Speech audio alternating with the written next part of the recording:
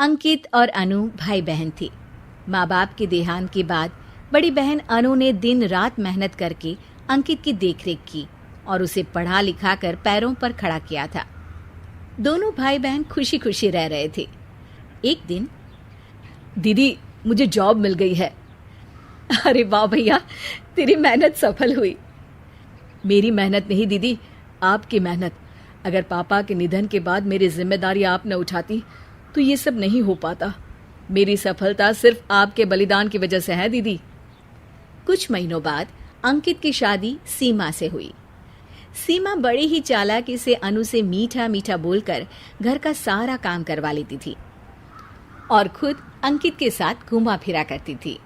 वैसे तो वो सिर्फ खाना बनाने का काम ही घर में करती थी, लेकिन अब उसे उससे भी छुटकारा चाहिए था। इसीलिए एक दिन, दीदी मेरे हाथ का खाना अंकित को पसंद नहीं आता, क्या आप खाना बना दोगी प्लीज? अरे हाँ, ये भी कोई कहने की बात है, जरूर। सीमा इस बात से मन ही मन बड़ा खुश होती है और अगले दिन के झाड़ू पोछे के काम से छुटकारा पाने के लिए एक और तरकीब लड़ाती है। हॉल में जोर जोर से कराहने लगती है। उसके कराहने की आवाज सुनकर अनु हॉल में भागती हुई आती है। क्या हुआ सीमा? दीदी लगता है मेरी कमर अकड़ गई है। वो क्या है ना, मुझे झाड़ू पोछा करने की आदत नहीं है ना। मेरी मम्मी पापा ने मुझसे कभी ये काम नहीं करवाया। अरे कोई बात नहीं, झाड़ू पोछा ही तो है, मैं कर लिया करूंगी। ऐसे ही धीरे धीरे सीमा ने घर के सारे कामों का बोझ अनु पर डाल दिया। घर का सारा काम अनु करती थी, फिर भी सीमा को अनु से छुटकारा चाहिए था।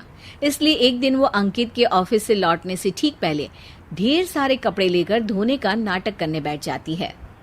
अरे सीमा, इतने कपड़े? अब क्या करूं, अकेली पड़ जाती हूँ। करना तो मुझे ही है ना। अरे दीदी से मदद ले लेती। अच्छा, ताकि सारा जमाना कहे कि भाभी बड़ी ननद से काम करवा रही है। और वैसे भी दीदी ने तो साफ कह रखा है मुझे कि तुम आज जो भी हो सिर्फ उनकी वजह से हो, इसीलिए अगर उनके बनाए इस घर में रहना है तो काम करना ही पड़ेगा।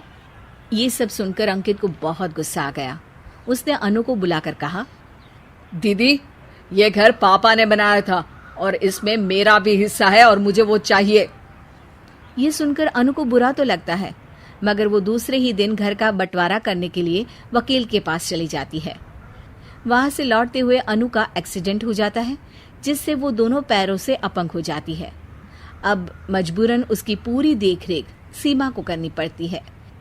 एक दिन सारे कामों से थक कर सीमा अंकित से कहती है, अजी सुनते हो, अब मुझसे तुम्हारी ये बहन की सेवा ना होगी। अगर कल तक तुम इसका बंदोबस्त नहीं करते तो मैं घर छोड़कर चली जाऊंगी। अरे ये कैसी बातें कर रही हो?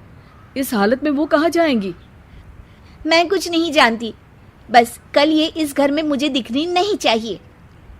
अंकित अपनी बीवी की जिद के आगे हार मान लेता है और अनु को शेल्टर होम में छोड़ आता है। 3 महीने बाद, अजी सुनते हो, ये आपके लिए एक पार्सल आया है, ये लीजिए। अरे इसमें तो घड़ी है और एक चिट्ठी भी है। दिखाइए तो। अरे वाह, बड़ी ही सुंदर घड़ी है, लेकिन ये आपको भेजी किसने? पता नहीं, शायद चिट्ठी में कुछ लिखा हो। आशा करती हूँ ये घड़ी तुम्हें पसंद आएगी।